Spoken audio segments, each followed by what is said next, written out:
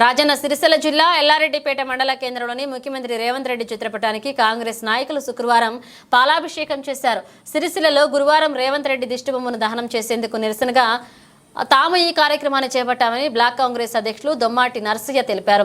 రైతులకు 2 లక్షల రూపాయల రుణమాఫీ చేసిన సందర్భంగా రైతులలో కాంగ్రెస్ పార్టీ పట్ల అభిమానం పెరుగుతుందని మహిళా ఎమ్మెల్యేలను రేవంత్ రెడ్డి దూషించడాన్ని అపోహ సృష్టించడం జరిగిందన్నారు.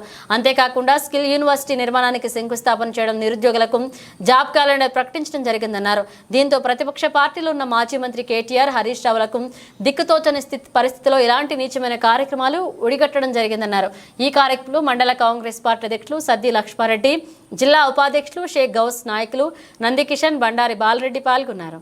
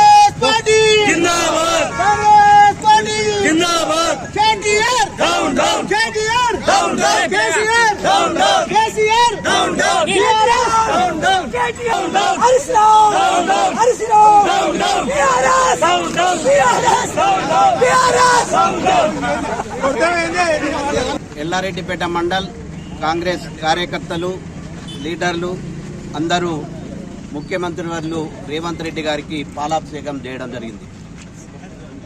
నిన్న చేసిన బీఆర్ఎస్ నాయకులు రేవంత్ రెడ్డి గారి దిష్టిబొమ్మను దానం చేసినందుకు మేము పాలాభిషేకం ప్రోగ్రాం చేయడం జరిగింది.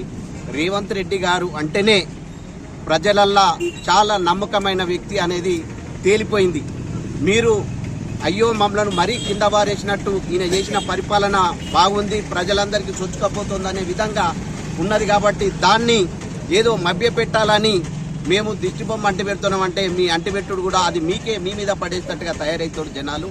మీరు ఇప్పటికైనా మేల్కొని ప్రజలకు పోయి మేము చేసినవన్నీ పొరపాట్లే జరిగినాయి, ఇక ముందు ఇటువంటి పనులు చేయం అనే దాని మీదకి వస్తే ఏమన్నా ప్రజలు దగ్గర తీస్తారు తప్ప రేపు కూడా జరిగే మన లోకల్ ఎలక్షన్, సర్పంచ్ ఎలక్షన్లు కానీ, జడ్పీ ఎలక్షన్లు కానీ వాటికి ఏమన్నా మిమ్మల్ని దగ్గర తీస్తారు. కానీ మీరు చేసే పనులు చూస్తే అప్పటికి కూడా మీకు డిపాజిట్లు కూడా దక్కకుండా పోతాయని నేను చెప్పడం జరుగుతుంది.